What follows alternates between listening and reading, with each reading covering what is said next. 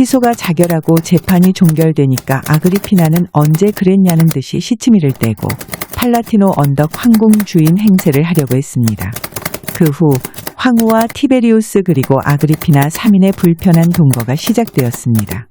피소가 자결하기 1년 전이었던 서기 19년, 임신을 하지 못해서 이혼한 티베리우스의 유일한 혈육 카스토르와 황후의 총애를 받고 있던 소리비아가 재혼하고 게멜로스가 태어났습니다.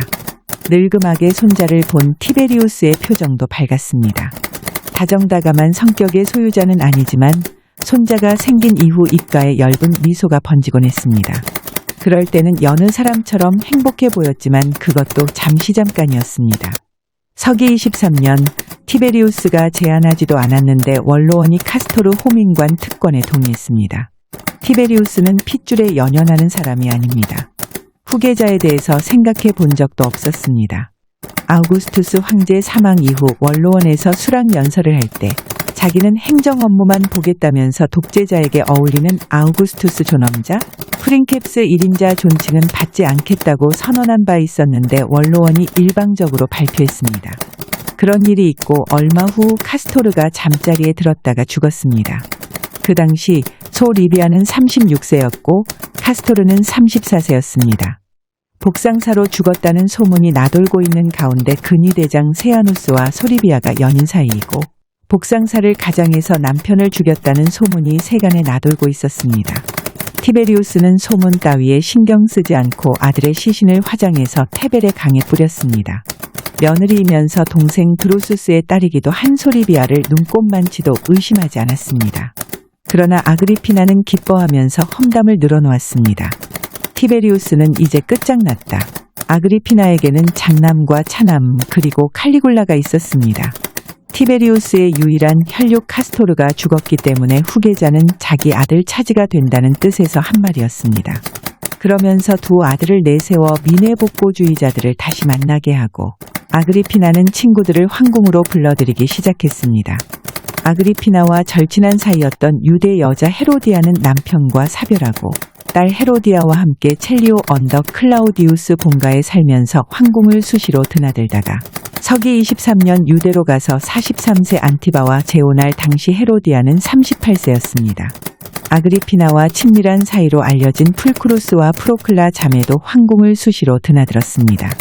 아우구스투스 황제는 옥타비아누스 시절 4번 결혼했고 두 번째 부인이었던 풀크라는 이혼당하고 기원전 40년 클라우디아를 낳았습니다. 다른 남자와 재혼하고 딸을 출산했지만 클라우디아는 모친이 임신 중에 이혼당했기 때문에 자기는 아우구스투스 혈통이라고 주장했습니다. 여기에 대해서 황제는 긍정도 부정도 하지 않았습니다. 장성한 클라우디아가 결혼하고 풀크루스와 프로클라 자매를 낳았습니다. 두 자매도 황제의 후손임을 은연중에 자랑하곤 했습니다. 아그리피나는 풀크루스와 프로클라 자매를 끈끈한 혈연관계 이상으로 생각하고 있었습니다. 프로클라 남편 본디오 빌라도는 게르마니쿠스의 참모였기 때문에 각별한 사이였습니다. 그들 외에도 몇 사람이 더 있었습니다. 아렌티우스의 부인과 또 다른 사람 도미티아스도 황궁을 자주 드나들었습니다. 그런데 황후가 도미티아스로 하여금 풀크루스를 조작 간통으로 고발해서 유배를 보내버렸습니다. 간통 상대는 플루니우스였습니다. 이처럼 조작 간통 사건이 또 다시 불거지니까 티베리우스는 때 마침 귀국한 발레리우스 그라투스 총독 후임으로 서기 26년 빌라도를 유대로 보내면서 프로클라를 따라가게 했습니다. 루키우스 아렌티우스도 히스파니아 총독으로 보내면서 부인도 함께 가라고 했습니다. 황후가 또다시 무고한 사람을 조작 간통으로 엮어 유배를 보내지 못하게 하려고 그렇게 했습니다. 그런데도 아그리피나는 티베리우스의 의중을 헤아리지 못하고 자기를 외톨이로 만들려고 친구들을 떼어놓았다고 원망했습니다. 이처럼 티베리우스는 황후의 허물을 뒤집었으면서도 아그리피나에게는 자초지종 설명하지 않았습니다. 그 무렵 황후와 말다툼하는 중에 조작 간통으로 무고한 사람들을 죽이거나 유배 보낸 이야기가 무심결에 나왔습니다. 이제는 그만하세요. 율리아가 죽고 13년이 지났는데도 아그리피나는 아직도 검은 옷에 상장을 달고 있습니다. 왜 그렇게 하는지 모르시겠어요? 상중인 사람을 간통으로 고소하면 아무도 믿지 않기 때문입니다. 그동안 죽이거나 유배 보낸 사람이 몇 명이나 되는지 아세요?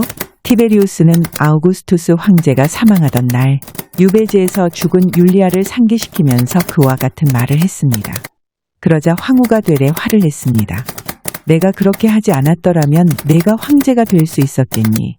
티베리우스가 자리를 박차고 일어나면서 소리쳤습니다. 나를 위해서였다고요? 그렇다면 이 시간 이후 나는 모든 공직에서 손을 떼겠습니다. 그렇게 말한 다음 모자지간의 의절도 불사하겠다는 결연한 모습을 보이면서 카프리 섬으로 갔습니다. 티베리우스가 모든 공직에서 손을 떼겠다는 말은 진심이 아니었습니다. 탁월한 행정가였던 그에게는 수족처럼 부릴 수 있는 충성스러운 가신들이 있었습니다. 카프리 섬에 있으면서도 로마 제국을 송금 보듯 하면서 업무를 처리할 수 있었습니다. 클라우디우스와 나이가 비슷한 해방노예 3인방이 있었기 때문에 가능했습니다.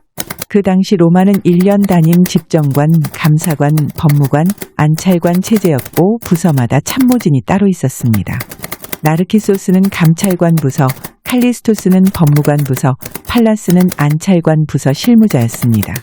그들은 자신들에게 자유를 주었을 뿐만 아니라 고등교육을 받게 해준 티베리우스의 충성스러운 가신들이었습니다. 클라우디우스를 관직에서 배제시킨 것은 본인의 뜻이기도 하려니와 훗날을 기약한 티베리우스의 배려였다고 봐야 합니다. 클라우디우스는 교양을 갖춘 역사가였습니다. 로마 건국사 저자였던 리비우스 문화에서 수업을 했고 스승이 자신의 부친 드루수스 사망 이후에 로마 역사를 계속해서 쓰지 않은 이유도 알고 있었습니다. 리비우스는 아우구스투스 황제 사망 이후 3년이나 더 생존했으면서도 황제의 행적을 한 줄도 기록하지 않았습니다. 그러면서도 생뚱맞은 내용을 로마 건국사 9권에 넣어 논란의 여지를 남겼습니다. 만약에 알렉산드로스 대왕이 이탈리아로 쳐들어와서 로마와 싸웠더라면 어떻게 되었을까? 도시의 건설에 앞서 일어난 전설들 또는 그것이 건설된 것은 역사가의 확실한 기록보다 시인의 창조로 꾸며지는 것이 더욱 적합하다. 리비우스는 로마 건국사 첫 장에 신화를 집어넣게 해서 자신의 역사서를 한낱 픽션으로 만들어버린 황제를 시인이라고 추켜세우면서 비아냥거렸습니다. 이와 같은 사실을 알고 있었던 클라우디우스가 후속편에 해당하는 역사를 쓰고 있을 때 모친 안토니아가 쓰지 못하게 해서 중단한 일도 있었습니다.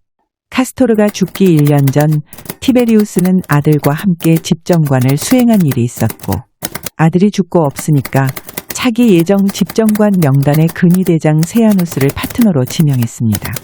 이때까지만 하더라도 세아누스에 대한 신뢰가 각별했습니다. 카프리 섬에 가기 전 세아누스에게 황궁을 자주 드나들면서 연로하신 모친을 보살피라는 지시도 했습니다. 그렇게 되니까 세아누스는 시도 때도 없이 황궁을 드나들면서 소 리비아와 은밀한 시간을 가지곤 했습니다. 그는 부인과 자식이 있는데도 황후의 양자 행세하면서 그와 같은 부도덕한 짓을 했습니다. 서기 29년 황후가 86세로 사망했습니다. 집정관이 황후 사망 소식을 티베리우스에게 알렸습니다. 티베리우스는 카프리 섬에서 오지 않고 전령을 시켜 편지만 보내왔습니다. 고인 장례식을 검소하게 치를 것, 사후에 추중되는 수많은 명예와 신격화를 위한 선언문이나 행사를 하지 말라. 장례식에서 추도사를 누가 낭독하는 가를 놓고 원로원 의원들 간의 의견이 분분했습니다. 상주가 장례식에 참석하지 않으니까 아그리피나의 아들 중에서 누군가를 시켜야 할 상황이었습니다.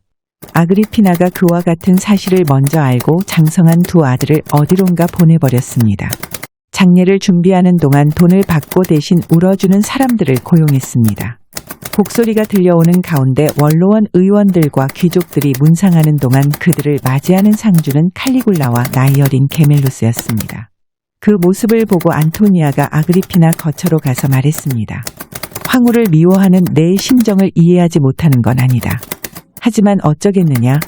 우리가 사람의 도리를 해야 하지 않겠니? 이렇게 말했는데도 아그리피나는 들은 척도 하지 않았습니다. 게르마니쿠스는 내 남편이기 이전에 금쪽 같은 내 아들이다. 아들 생각만 하면 기가 막히고 절통해서 마음 편한 날이 없었단다. 안토니아는 며느리가 아들의 사망 원인이 명쾌하게 밝혀지지 않았기 때문에 그러는가 싶어서 한 말이었습니다. 그제야 아그리피나가 반응을 보였습니다. 제가 왜 여태껏 상장을 떼지 않았는지 말씀해 볼까요? 아그리피나는 그동안 붙이고 있던 상장을 보여주면서 다시 말했습니다. 요망한 늙은이가 죽었으니 이제는 상장을 떼야겠네요. 아니, 춤을 춰야겠습니다. 그러니 저더러 마음에도 없는 슬픈 표정을 지으면서 장례식에 참석하라는 말씀은 하지 마세요. 아그리피나는 증오심을 노골적으로 드러내면서 다시 말했습니다. 제가 사람 구실하지 못한다고 말씀하지 마시고 따님 단속이나 잘하세요. 아그리피나는 세아누스와 소 리비아의 부적절한 관계를 상기시켰습니다. 그 말을 듣는 순간 안토니아 얼굴이 창백해지면서 자리에서 일어났습니다. 젊어서 남편을 먼저 보내고 견눈 한 번 파는 법 없이 살아온 안토니아에게 있어서 딸의 부적절한 소문은 치욕 그 자체였습니다. 고인의 뜻에 따라 새하얀 옷을 걸친 베스타 신전 여사제들이 운구 침상을 메고 팔라티노 언덕을 내려갔습니다. 운구가 카이사르 신전 기마 동상 앞에 도착하고 광장을 가득 메운 사람들이 지켜보는 가운데 근위대장 세아누스가 추도사를 낭독했습니다. 그의 입에서는 모친이라는 단어가 간간히 새어나왔습니다. 그는 황후의 양자 행세를 하고 있었습니다. 추도식과 화장이 끝나면 유골을 수습해서 아우구스투스 영묘에 안장할 일만 남았습니다. 그 시각 팔라티노 언덕 황궁에서도 잡다한 가구들을 태우면서 연기가 하늘로 치솟고 있는 가운데 아그리피나는 황후가 쓰던 물건들을 밖으로 집어 던지면서 미친 듯이 소리를 지르고 있었습니다. 이것을 태워버리란 말이다. 무얼 꼬물거리느냐? 저기에 저것도 태우지 않고